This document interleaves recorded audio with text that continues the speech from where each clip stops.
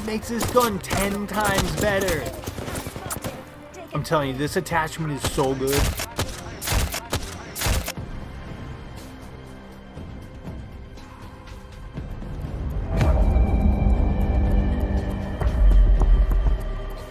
What's good, my fellow gamers, and welcome to the arcade, where games are supposed to be fun. Today I'm bringing you the ultimate attachments guide for Apex Legends. Learn everything you need to know in one video. Took so much work to put this together. I really took the time to learn the ins and outs of the attachment systems and everything there is to know about it. I'm going to share with you in this video.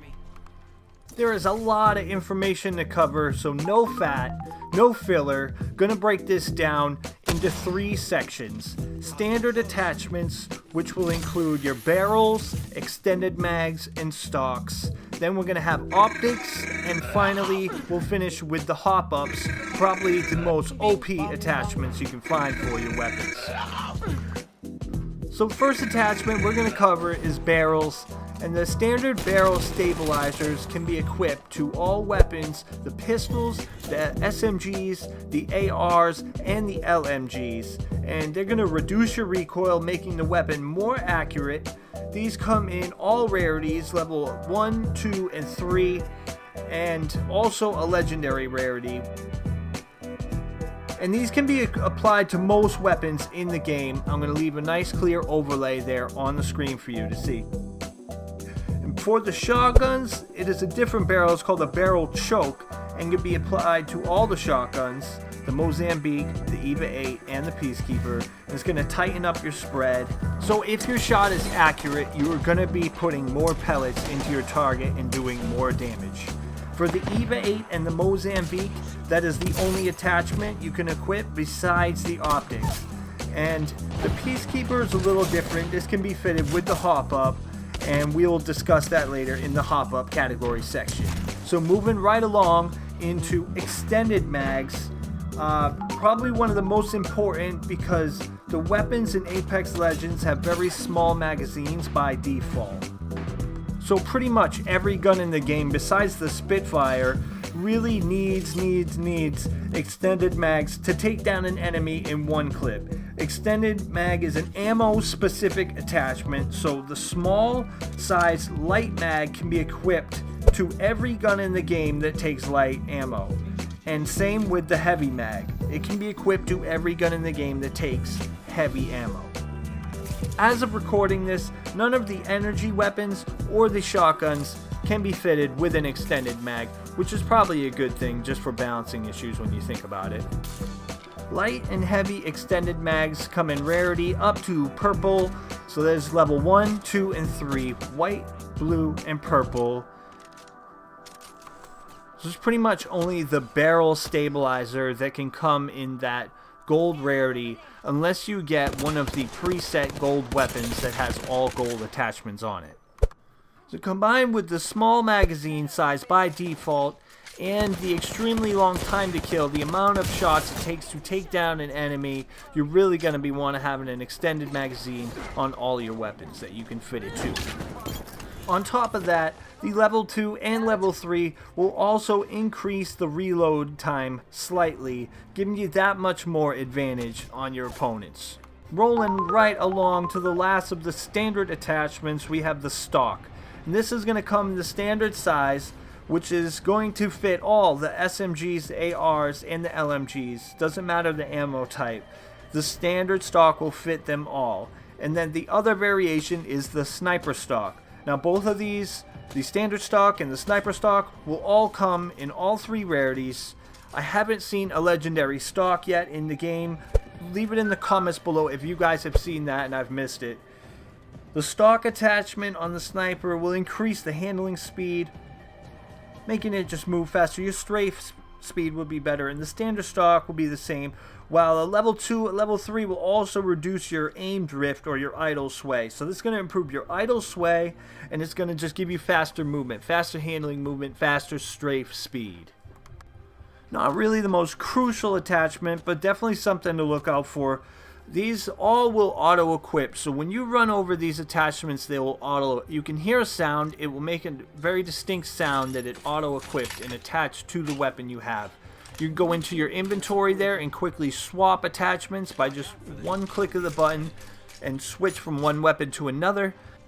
It'll auto attach better rarities and will not let you downgrade a rarity on any attachment you're trying to attach to your guns. The attachment auto attach system is really great, really intuitive, but I would still learn what you need so you don't have to constantly switch things, which takes longer to hold and switch an item out. And so you don't have to constantly drop items that you don't need from your inventory.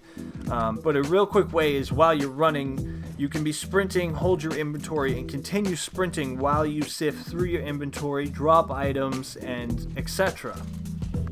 Another basic tip is if an attachment is on your weapon, it doesn't take up an inventory slot in your backpack, but if you can't equip it to your weapon, it will take up a slot in your backpack. Wow! Moving right along to optics. Now, the iron sights in this game are not all that good, especially at range. The only gun I'd say that has some really good iron sights is the R301. But I mean, up close, no iron sights really needed, but at range you're really going to want some of the close or mid or long range optics depending on what gun you have. For close range, I tend to lean towards the classic ELO sight. There's also a hollow kind of red dot circular sight, and of course the digital threat. The legendary digital threat close range is really good. It can see through smoke, you can see through caustic gas, and gives you a heat signature, a red signature of your enemies, and is really good. However, I really like the classic ELO. It's my favorite, personally. Just find it great for my close range weapons, and having that open ELO sight and just that red dot in the middle really works for me. Of course, the best way to learn is by playing. Learn what you like and what works for you, and maybe you'll like something different than me. I don't know. For our mid-range optics, there is the Bruiser ELO, which is probably my favorite sight in the game. It can work up close, it can work at a range, and it is similar to the ELO where there's just a dot, but more like a cross in the middle, just a really clean sight. There's also a variable hollow, which is like a two times variable with a 4 times scope, and I don't really like it. I have a habit of pressing the variable button and then changing the zoom while I'm in a gunfight, so really don't like the variable scopes. But the long range sights, which can be equipped to all the snipers in the game, really good. There's a 6 times sniper. The Cruiser ELO, my favorite though. This thing acts absolutely amazing on any of the snipers, really good.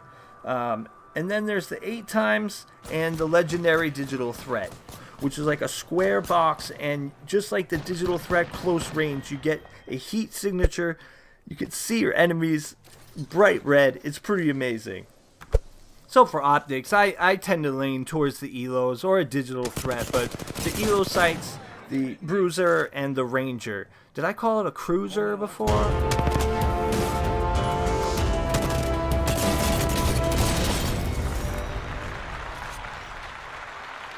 For the third and final category of attachments, we have Hopups, a really cool idea and concept similar to mods in Call of Duty, where it really changes how the weapon works. As of recording this, the Hopups we have in the game are the Turbocharger, the Select Fire Receiver, the Precision Choke, and the Skull Piercer Rifling. I'm going to quickly go over exactly what each of these does and what weapons they can be attached to. First up, the Turbocharger. It is a legendary hop-up and can be equipped to the Devotion and the Havoc. This is going to reduce the auto-fire spin-up time, so it's just going to start shooting quicker, where usually those two weapons would have a delay. If you're using one of these weapons, you can ask your teammates to keep an eye out for the hop-up on the ground. Also going into your main inventory and pressing the request button for any said attachment that you're looking for. Next up, the Select Fire Receiver. This one can be equipped to the Prowler and also to the Havoc. The Havoc, the first weapon that can take 2 hop-ups, and I'd love to see more weapons do that. Just making that versatility and more decision making within the match. It's great. And so this one makes the Prowler into a complete beast. It turns it into an automatic. The description here reads, enables select fire for compatible weapons. Basically, it turns this burst Prowler SMG into a automatic SMG, and it really tightens up. Dude, the accuracy of the Prowler is terrible. I wouldn't honestly recommend using it unless you have the select fire receiver, which really just helps with the accuracy, the hip fire spread, and obviously makes it automatic. It shreds. Also, since it does use the heavy ammo, it's going to do a little bit more damage in theory. The Havoc is a little bit different with the select fire. Seeing the Havoc is automatic, the select fire hop-up actually turns it into a single fire, and this is crazy because it's like a charge up, so you have to hold it, you don't have to lead your shots, completely hit scan, and I believe 0 time travel, though in practice it does seem like there is time travel on that. And the select fire for the Havoc, I would rather have a turbocharger personally for the Havoc. Next up, my favorite hop-up, the Precision Choke, which can be equipped to the Triple Take Sniper and the Peacekeeper. I was surprised when I found out it could be attached to the Triple Take, making this thing just tighten up its spread. And exactly how the Triple Take works, I do not know. If they choose 3 rounds, so this tightens the spread on it, chokes that up real nice. And the Peacekeeper, just a must. You can charge your shot on the Peacekeeper like this here, and it just like increases your spread. You can hit a headshot with every pellet in it, and it is completely dirty. And finally, the Skull Piercer, another one of probably my other favorite, attaches to the longbow and the wingman. You guys know the wingman with the skull splitter, it just destroys heads. I'm not the math guy, I don't do the testing, lab results, I don't shoot walls, but I'm telling you, man, this thing is mandatory for the wingman. The longbow, great sniper rifle, but Skull Piercer's description reads, increases headshot damage for compatible weapons, and it is a beast. Just aim high. So that wraps up the ultimate attachment guides for Apex Legends. This took forever to put together, so if you could drop a like if you enjoyed or if you learned anything useful. I don't do many guides like this. My channel is more about comedy and just enjoying the game, having a good time and entertaining you guys with my videos. If you guys enjoyed this video, subscribe to the arcade, where games are supposed to be fun, and I will catch you guys on the flip side. 1.